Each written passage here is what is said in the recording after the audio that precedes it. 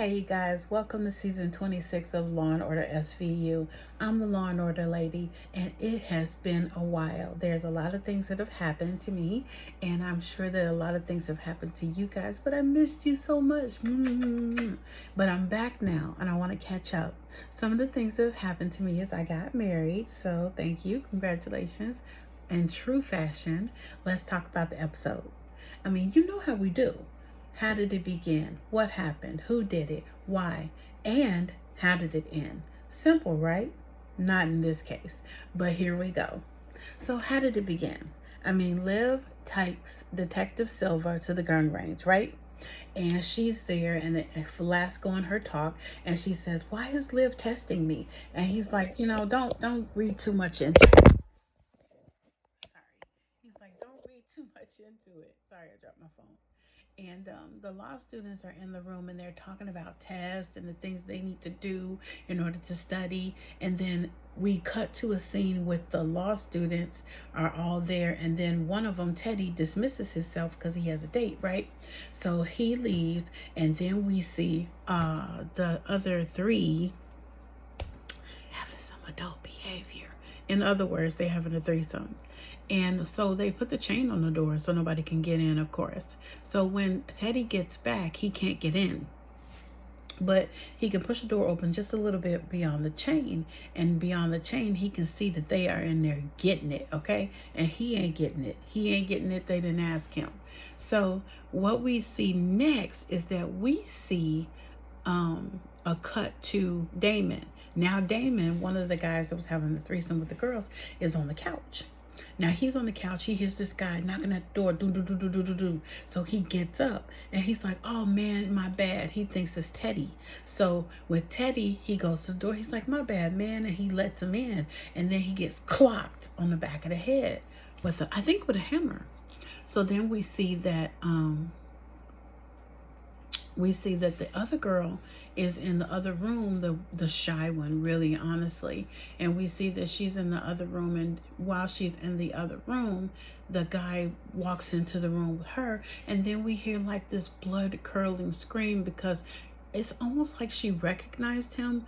I don't know if she did or she didn't, but anyway, so then it cuts to the fact that Liv and Bruno and Finn arrive at the crime scene. And what they do is they go in there, and during that study session or whatever that was supposed to be happening, and all this instances and things happen, and then we got murder, sexual assault, because the other girl, Elodie, got sexually assaulted in all of this. And then we see the other guy, they're wheeling him out. He's in a medically induced coma at this point. But we see Liv going in, and they say it's a home invasion, sexual assault, murder. She wants to know what the heck happened. So who did it? Investigators do find a hidden camera and a smoke detector in Shelly's room. That's the girl that was murdered. But someone turned it off right before the murder. But in SVU, they're all looking at this film now, and they see that these people were having a threesome. And it took place in Shelly's bedroom. So Captain Benson is super irked that Elodie didn't even mention this, and that they hooked up. I mean, did she think she gonna talk about her sexual, before the pre-attack? I mean, I'm not telling nobody my business. But anyway, so while there, Sylvia tells Velasco that she's not sure, once again, why Benson is testing her, because she was an established Brooklyn homicide cop, and she went from homicide to SVU. So meanwhile, Teddy admits to Bruno and Finn that his date fell through because they didn't bring him in. They want to question him because he called the police. He called his dad first, and his dad told him to call the campus police first, and they would get there. But he did peep in on the three-way. So they're like, "Well, where were you?" And he's like, "Well, I was out playing chess at 2 o'clock in the morning." 2 o'clock in the morning, you was out playing chess? What kind of nerdishness is this? Nerdism is this? I mean, I'm a nerd, but okay. So they have to check it out. His alibi checks out, right? Because they go talk to the guy, and the guy's like, "I hate his guts because he keeps winning at chess." They're like, "Oh man, so you know what? We can't really charge him with nothing." So then while they're doing that, another IP address pops up on the camera, because the camera is logged into a computer that happens to be owned by a guy named Sam. Now they track him down on campus. During the time that they track him down and they're trying to talk to him, campus police have to be called, and so does the regular police, because the campus kids are like, why are you arresting him? Oh, cops are all this, blah, blah, blah. And so they start a riot. And so they need help. They need to get out of there. Finn and his partner need to get out. So anyway, the Student Civil Liberties Union is now filing a lawsuit against SVU because they arrested so many kids. And then this guy, Sam, he has a 4.0 GPA. He has no life, essentially. No Instagram friends, not really. So they're like, okay, well, why would he do this? But they say he has motive due to him rewatching the actual scene on the camera many times, not just once. He actually set up the camera. He admits that. He set up the camera for Shelly. But did she know? Did she really know that there was a camera in there?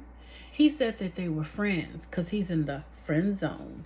Now, he didn't try to call her or see what was going on in the morning, even though he just watched this, whole sexual thing many times. You think he would call her and be like, girl, you okay? What's going on in here? But he didn't. So the next thing we see is him on closed circuit camera, and he's walking on campus earlier than he said that he was at home, because he said he was at home like at 1:30 in the morning, but he wasn't. He was out there walking, had something in his hand, okay, like a paper, like a dish towel or something like that. So they're trying to wonder now what the freak is going on. I think this guy's dirty, right? I mean, he was a law student. He knows what the cops would look if he happened to perform a crime, commit a crime. So what Liv says is that, why don't y'all go out in the park and look? So Velasco and Silva, they go looking in the park. And then what it is, Silva's really using her brain. Like, she's really good at this. And I'm glad that she's an addition to SVU, because she's thinking, where would a law student hide something? So they see this homeless guy, right? They go over to the homeless guy and they're like, you know what? Do you know this guy? And he's like, nah. So she starts going through his stuff, and she finds a bloody shirt or towel with the hammer. He threw the hammer in the garbage. And this guy, the homeless guy, says, I'm using it. I'm building a house. And they're like, okay, well, we're going to get you one, but we need this one, okay? So they take it. They found the murder weapon. So why? Why did this happen? Like, was it a cry for love, or the fact that the other guy was in the friend zone? I mean, Teddy was left out of the fun. His date stood him up. He didn't have any fun. He was a peeping Tom. He saw stuff he shouldn't have seen. He said they were having a threesome without him, that he was pissed off about it, that he felt left out. He, of course, denied that he murdered anybody.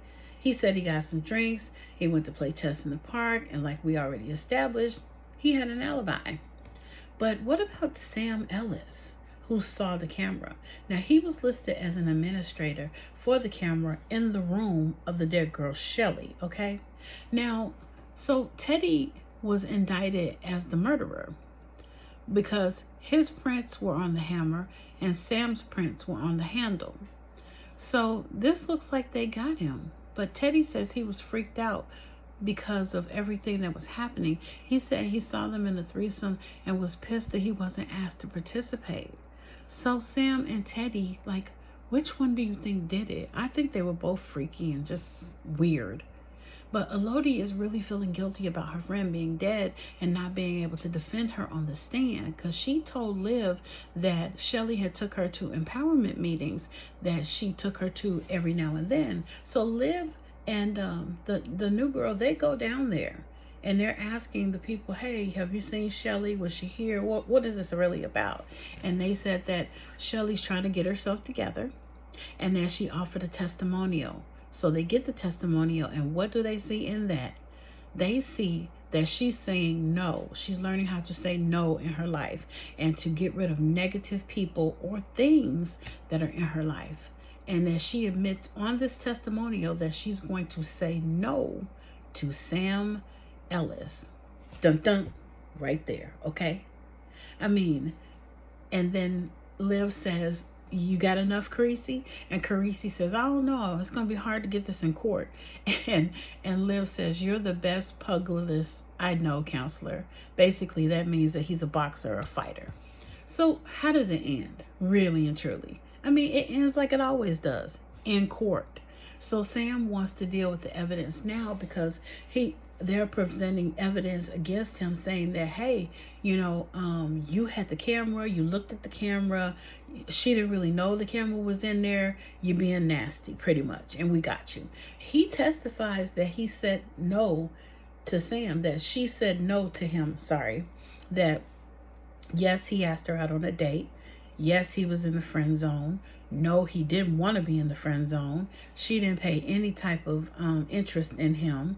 He counseled her, tutored her, was her best friend, her confidant, pretty much. He talked to her all the time. So that's why he thought he had a chance of being with her, but he didn't.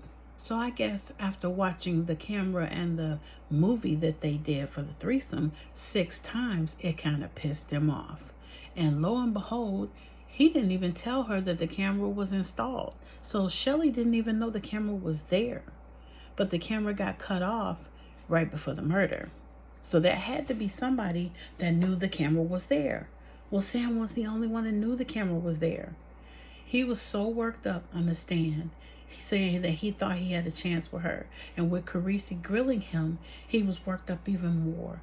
And he said that he was in the friend zone. He wasn't satisfied with that. And then he just starts saying, I'm sorry. I miss her. I'm so sorry. So basically, that's how the episode ends. He says he's sorry. He admits to killing her. He admits to raping this girl. We don't actually see that on camera. We just know that when he says he's sorry, that he's guilty. Well, then when Carisi and Liv are outside talking to Elodie, they start talking more about the fact that the jury unanimously found this guy guilty. So that's how the episode ended. I mean, to me, the episode was kind of blank at the end. I mean, it made me want more of an explanation as to why he did what he did, how it actually happened, step by step by step. I mean, we've seen the damage. She's dead. She was bludgeoned to death, basically. But what else happened? So anyway, that's the end to this episode. How did you guys feel about it? I don't know. I'm waiting for the next episode. I mean, season 26 starting off with a bang. This was a pretty good one.